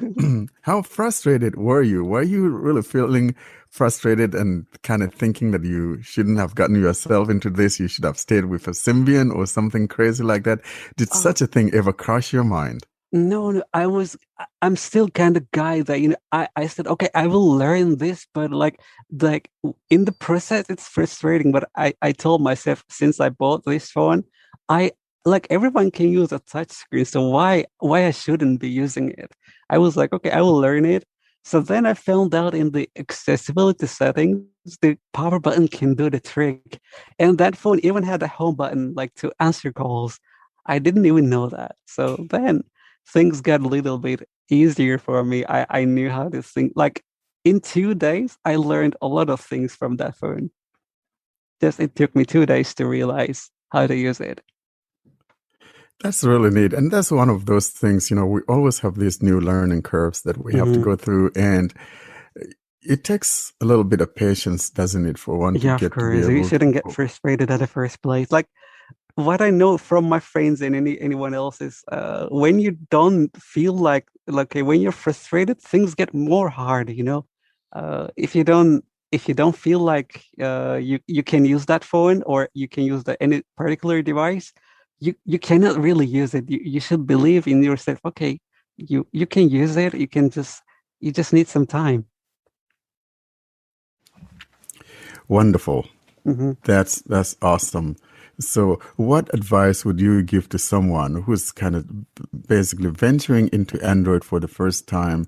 We do that a lot here in Turkey because I also have a group of people. We do really follow you from the deep of our hearts because you guys are doing a fantastic job about Android.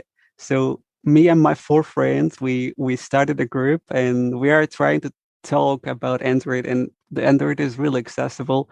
So what we are trying to tell them is, there is not much difference in terms of the accessibility about the phone.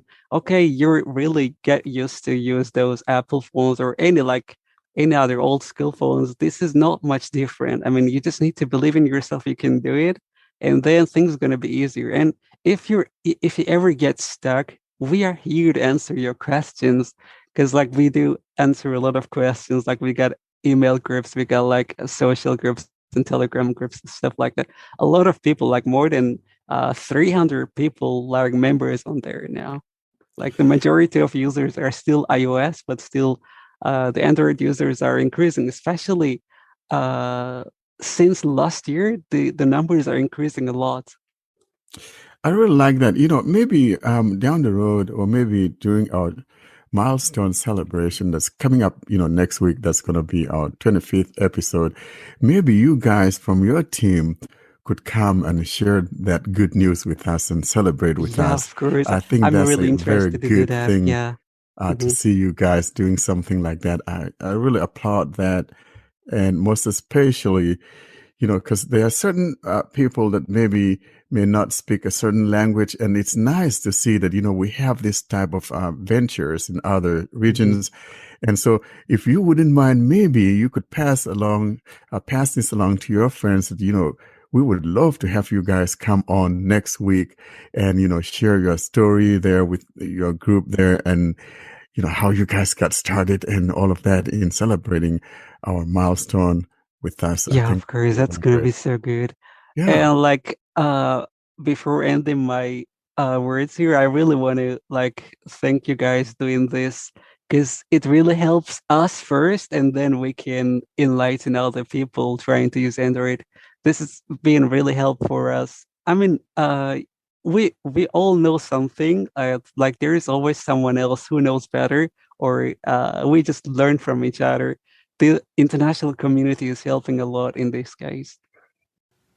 Well, thank you so much, Sally, for that wonderful Android journey story of yours. I'm so happy to be here and finally I'm able to share my story. Austin, can you tell everyone how they can get a hold of us? So to get a hold of us, they can visit our website, that is blindandroidusers.com. They can send us an email to contact us at blindandroidusers.com. They can join our mailing list, that is Blind Android Users Plus subscribe at groups.io. Our Telegram, Twitter, YouTube, and Clubhouse links are in the show notes, so you can join them also. Thanks very much, and thanks everyone for listening. Goodbye from me. appreciate you guys, and it's always a pleasure when we learn that you guys are listening to us. And thank you so much. We'll see you next week. Don't forget that next week is going to be our milestone celebration, and we want all of you to come out and party. Next week is just going to be nothing but all fun. We're not going to be doing any series. We will be taking a break from these categories that we just started. And so next week is just a matter of celebration. I'm looking forward to it. How about you, Austin? Yeah, I'm looking forward to it also. So stay tuned to next week. And I love a party, so I'm definitely looking forward to it. Definitely, Ed is the king of the party. Bring glasses if that's your thing. I certainly shall have a charged glass. Yeah, I'm going to bring my charger with me next week. So I don't know how the podcast conclusion will be, though. Well, you never can tell. We'll see you there. Thank you so much, guys. And that has been another episode of the Blind Android Users Podcast. As always, we appreciate hearing from you. You send those email messages to contact us at blindandroidusers.com. For those My Android Journey stories, we encourage you to send those to myandroidjourney@blindandroidusers.com. Until we see you in our next episode, you have a wonderful day.